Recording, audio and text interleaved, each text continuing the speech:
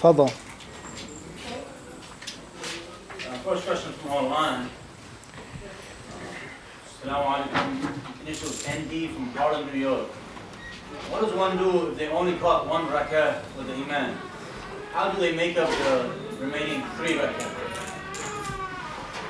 Question from Harlem, New York. ND, initials. If one misses a rak'ah with the imam, how do they make up the remaining 3 rak'ahs? The people of knowledge say, and hopefully, inshallah ta'ala, we'll try our best to keep the answers as summarized as possible. We've been breaking the rules many times. Try to keep the answer within 2 minute span, inshallah. The people of knowledge say that when you make salah by yourself, after the imam, you're late, you pray as if you were praying with the imam. The ruku', the sujood, reciting Allah, reciting silently, the sunnah acts of the prayer, do everything the same. Except, or unless, there's a time in which there are other people making up the prayer as well. And the hadith of the Messenger of Allah ﷺ forbids us from reciting over each other. The Prophet ﷺ told us not to recite over each other and not to make confusion. Everybody understand this? So if you tuned it down a little bit and recite it a little more quiet than normal, la bas, inshallah ta'ala. So the imam salams out, you stand up, this is your second rak'ah. When you sit down, you make tashahhud. Like normal. Third rak'ah like normal, fourth rak'ah like normal, taslim like what? Like normal. That's in brief. Wallahu alam.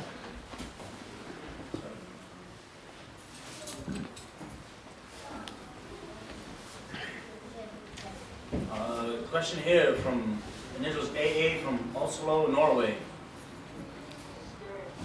Is it haram for sisters to watch sports played by men? Barakallah. Question AA from Oslo, Norway. Is it haram for sisters to watch sports played by men? In brief, the people of knowledge say, or some of them at least, they say that it is permissible for a woman to look at the opposite sex as long as it isn't lusting. As long as it isn't a means of lust, of shahwa, of lust, lusting over a man. Whether it's a man's face walking down the street, whatever the case may be. And they base this view off of a few evidences. From them is the famous hadith in which Aisha radiallahu anha looked at those Abyssinian men who played with their spears in the masjid. And the Messenger of Allah sallallahu alaihi wasallam allowed her to look at them. And he asked her, he says, do you have enough? You saw enough? She says, yes. And then they went and they left.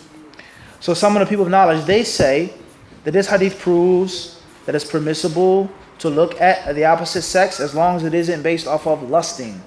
As long as it isn't based off of what? Lusting. And as long as it isn't fitna, infatuation. And as long as it isn't khalwa, you being separate, alone, no third party, anything that's a means of vice. A means of what? A vice. And Allah Azza wa Jal, He says, قُلْ لِلْمُؤْمِنِينَ يَغُضُّوا مِنْ أَبْصَارِهِمْ. Tell the believers to lower their gaze partially, the verse says, مِنْ أَبْصَارِهِمْ. لِلْتَبْعِيد. Some of the people of knowledge, they say that it doesn't mean that a person's gaze has to be lowered absolutely. And it's permissible to look at the opposite sex in certain instances, such as buying and selling. Buying and selling. Such as a courtroom, a witness, and things like this. Everybody understand this is what some of the people of knowledge mention. Now, what I'm saying here, keeping it brief, has nothing to do with sports. We're going to get to that in a minute. Because sports in itself is a whole different set of rulings. We're just talking about the basic asl, the asl. Everybody understand this? This does not mean that you can just go around and look at anybody and say, well, it's not a fitna and it's not an infatuation. It doesn't mean that. But at the same time, there are many zealots who think that it means that you have to walk down the street like this. And I've seen it with my own 2 eyes. They'll literally walk down the street like that. And there are some people overseas in America, you ask them a question, if a brother's with his wife, where is this place? They say, it's over there. They'll do this. It's over there. There lies no doubt that that's not what Muhammad sallallahu alaihi wasallam intended for his followers to behave like. No doubt about that. There is no doubt about that. Let alone it going extreme, but it's rude, extremely rude. It doesn't mean you have to be staring and lusting over the sister. No, it's over there. Jazakallah khair. That's it. Quick, simple. That's it. You know what I mean? It's over there. As many people do. So there's a balance. There's a what? This is a reality. This is not an exaggeration that we're making up, ikhwan. Some masjid you go to, a sister comes and says, get out of the way. Sister, come and move. That's wrong. That's a khata. That's a ghalat. Everybody understand this? وَقُلْنَا قَوْلًا مَعْرُوفًا, Allah says. Talking about speaking, not looking, say something in an honorable way. Not perfuming your voice, and not in a what? A man's tone. Normal way. So lower the gaze, don't lust, don't have infatuations, but it does not mean that you can't walk down the street or drive like a normal person. You go into a store. Hello, how you doing? You go to buy a ticket for a train. You don't have to look and stare at the lady. How you doing? That's it. You get your ticket and you handle your what? Your business. Everybody understand this? So that's the general rule. That's the general rule. Looking at the opposite sex in a lustful intention, different story. Looking at the opposite sex and it's a means of infatuation, a fitna, that's a different story. Looking at the opposite sex unnecessarily is a what? Different story. It has nothing to do with sports. As far as is it permissible to watch sports, then if we say it's haram to watch sports, then that means men can't what? Watch them as well. Because if men play football, American football, they have tight pants. If a woman can't look at the man with the tight pants, then the man is not? Huh? He's not supposed to look at a man's odor either. If men are playing soccer and they have on shorts over their thighs, the men are not supposed to look at the odor, nor is the woman. And in 2017, zina is no less dangerous than homosexuality. And the agenda of homosexuality is not being pushed, what? Weaker than the agenda of what? Of zina. Maybe even more. Why the other way? Lo kuntum ta'lamun, if you only but knew. If you only but knew how they lace the cartoons and the commercials and everything. It has some type of homosexual agenda to it. Gillette. The list goes on. Everybody understand this? So sports in general is a fitna, it's a musibah. It's a musibah, it's a calamity. Only Allah knows what sports do to people. وَمَا أُبَرِّئُ نَفْسِي. It says in the Quran, I don't what? Free my what? Free myself. Sports is a fitna, it's a musibah. Boxing, cricket. Nah, don't just think it's just inner urban sports, as some people do. They base their rulings off of prejudice as well. No, your sports that you like as well. Everybody understand this? It gets you from not making a salah, to curse, to gamble. And if you don't do those things, then it's wasting of time. If you don't do those things, then there are different problems. Advertising alcohol, advertising fahisha, advertising impermissible things, let alone the concept of the awrah. And of course, some sports are worse than others. Watching Olympic swimming is not like watching football. These guys have on nothing, a ballerina, a gymnast. That awrah is not like somebody who has on shorts or pants playing cricket. There's a difference. There's no doubt about that. But the concept of your favorite sports player, your hero, the concept of I love him, he's so strong, he's so this, he's so nice, they say he's so cute. This is a reality. This is a what? A reality. So therefore, that's a long conversation when we talk about sports. Men watching sports, not just what? Women. To keep things brief, if a sister is watching sports and she's not lusting, she's not infatuated over men, she's just watching the sport because she likes the sport, or women playing sports as well. The woman could be older as well, volleyball, different things like that, which is a woman that's uncovered or not dressed in a proper way. Al-Muhim, we do not have the ability to say certain things. What's important is if you want to watch sports, if you have that fitna, then the advice is I give following pieces. Number one, limit your watching of sports. Limit it. Limit it. You may not be able to totally cut it off. You may not be able to totally do away with it, but at least what? Limit it. Not missing salat. Not falling behind in your studies and your work and your duties, talking to your family, spending time with your husband, your wife, so on and so forth. Limit it. Number two, don't curse, don't gamble, don't drink, don't swear. Number three, if you're going to watch the sport, then watch the sport for the sport. Do not lust over the sport. Do not lust over the players, whether they're men, whether they're women, whatever the case may be. That's my comprehensive advice when it comes to watching sports for women and also for men. Some sports are haram, some sports are permissible, but we're talking about the sport culture, nationalism, fanaticism, a flag, a team.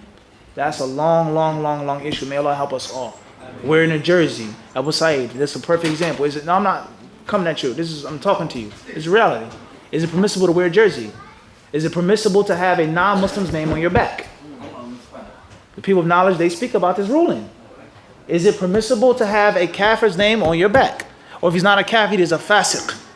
He's a clear fasiq. He does not grow his beard. He does not cover his awrah. He does not make salat when he's playing soccer. And you have your name on his back. He's a fasiq. He promotes alcohol. Is it permissible to do that? Can you have that? Very long issue, let alone the different logos, the Greeks, the Romans, the whole entire culture of athleticism and the way that we understand it in the modern Western and Eastern world. Allah help us all.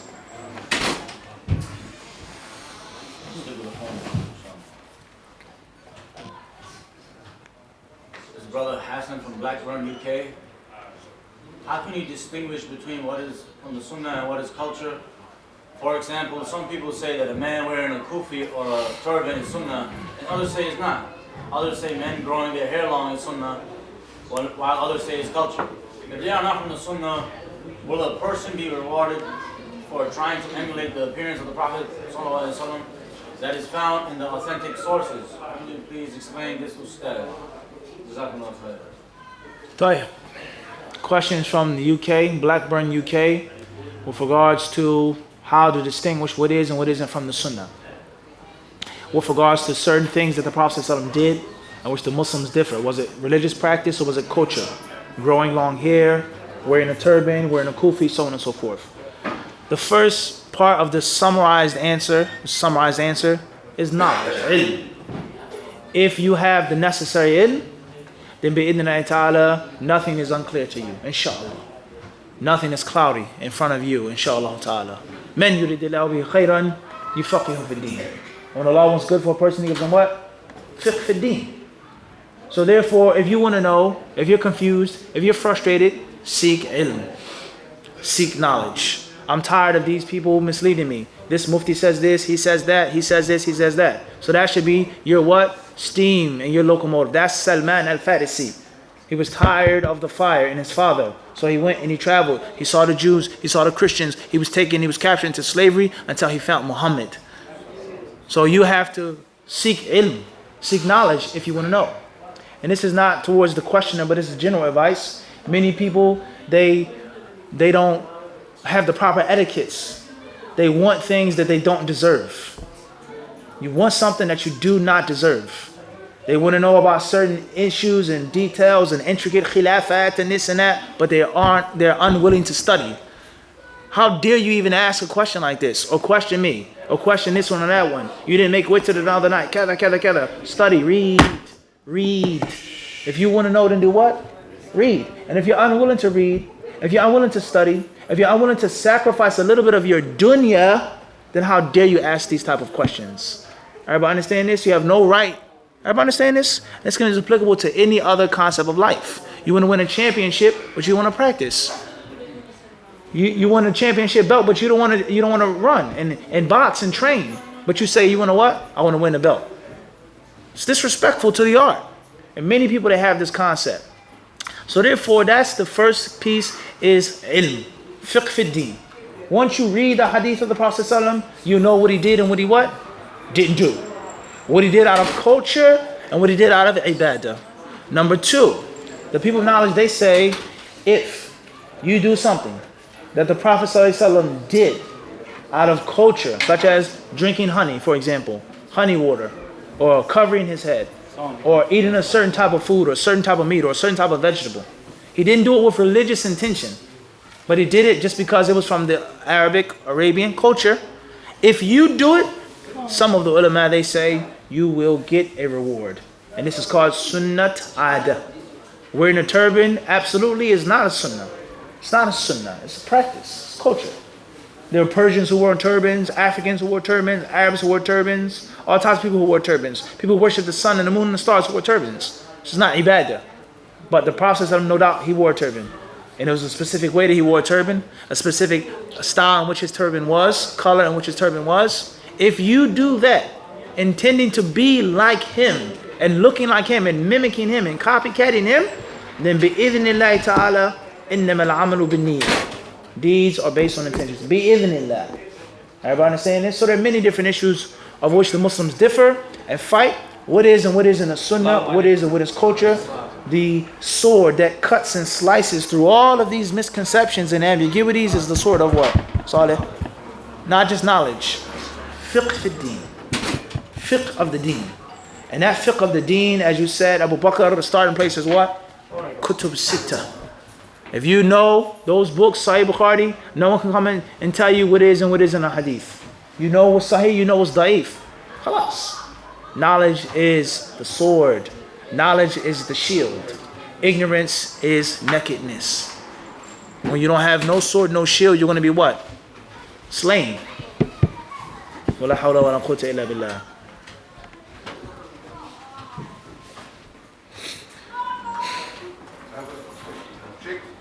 تفضل.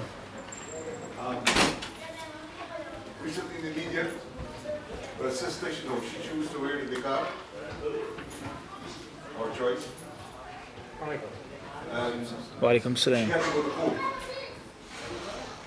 She was, involved in a civil matter, had to go to court. So when she went in front of the judge, the civil court judge, in Georgia, Atlanta, Georgia, the judge, the court officials asked her to remove her niqab. Good. Identify her. Okay.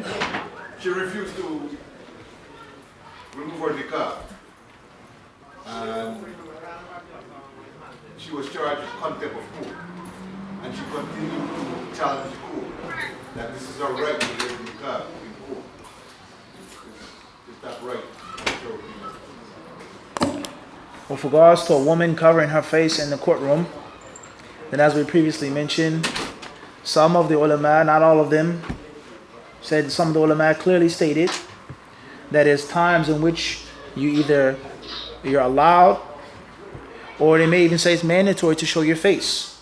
And that is when there's shahada, when it comes to a witness, when it comes to someone being subpoenaed, when it comes to someone being in court, in which there's a legal decision that is made. Someone's wealth, someone's property, someone's honor, someone's blood is going to be shifted. It's going to go from one party to the next, one hand to the next. And that's not a slight, easy matter. That's not a slight and easy matter. So therefore, some of the people knowledge, they say that when a woman is in front of a judge, she must reveal her face for the judge to identify her, to make sure that it's her, and also to see her eyes as well. As they said, it's all in the what? Dot, dot, dot. You did say that. It's all in the what? It's all in the eyes. So therefore, the concept of somebody lying, someone telling the truth, someone being nervous, we don't want to go too deep. There's a science in reading a person's face. It's actual science. It's not sihr, something that Allah